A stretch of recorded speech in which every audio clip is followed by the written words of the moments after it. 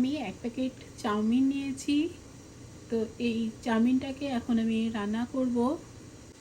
একটা প্যান বসিয়ে পরিমাণ মতো জল নিয়েছি।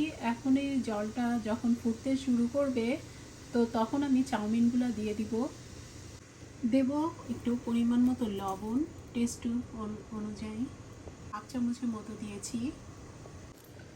পাস্তাটাকে দিয়ে দিচ্ছি।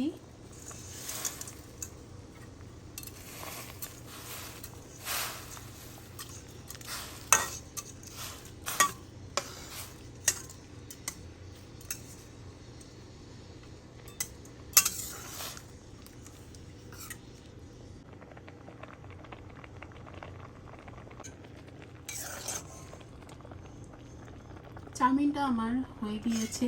একটুখানি চাপ দিয়ে দেখতেছি, হালকা 80% মতো হয়ে গিয়েছে। আর বাকি 20% যেটুকু আছে আমার রান্না করতে, যখন আমি সবজি দিয়ে কুক করব তখন ফাইনালি হয়ে যাবে। চাউমিনটাকে আমি এভাবে রেখেছি জল ঝরিয়ে। এখানে কিছু বাঁধাকপি কুচিয়ে নিয়েছি, একটু না মোটা না পাতলা। এই বাঁধাকপিগুলা চাউমিনের ভিতর দিব।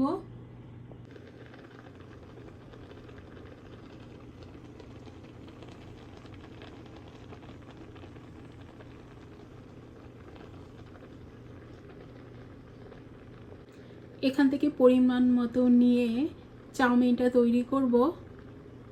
প্যানে পরিমাণ মতো একটু তেল দিচ্ছি।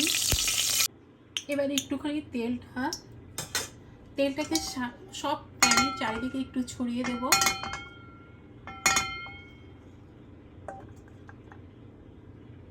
একটুখানি লবণ দিয়ে দেবো, এতে করে তেলটা ছিটাছিটি হওয়ার চান্সটা একটু কমে যায়।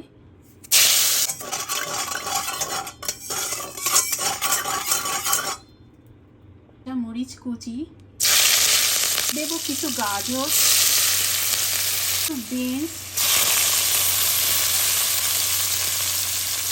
এবার দেবো কিছু সিমের বিচি, দেবো কিছু কর্ন, এবার দেবো কিছু মটরশুঁটি,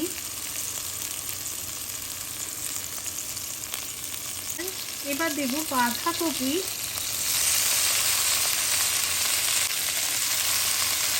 এবার একটু নাড়াচাড়া করে দেবো।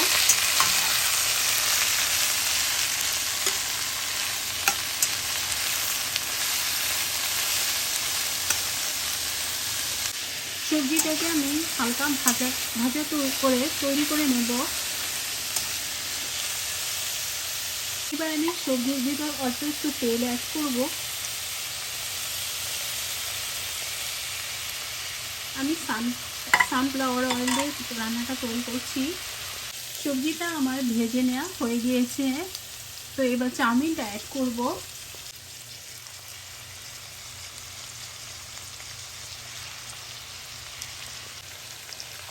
এবার পরিমাণ মতো একটু লবণ দেব।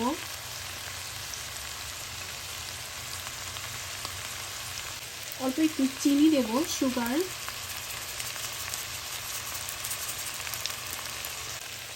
এবার একটু মিশিয়ে দিতে হবে।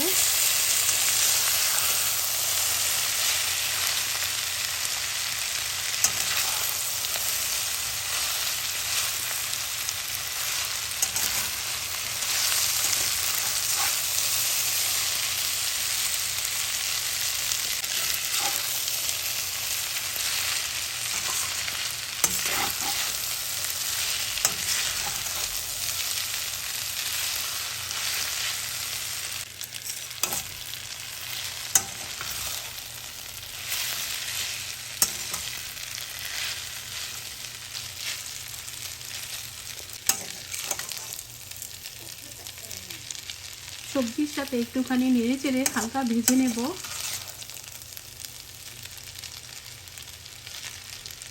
চিলি ফ্লেক্স দিব,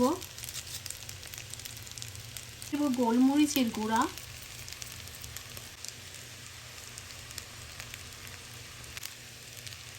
মিশিয়ে দেব।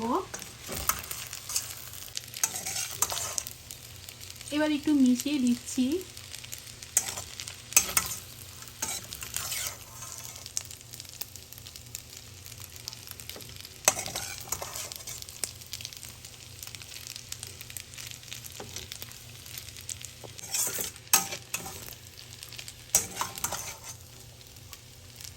রান্নাটি আমার তৈরি হয়ে গিয়েছে।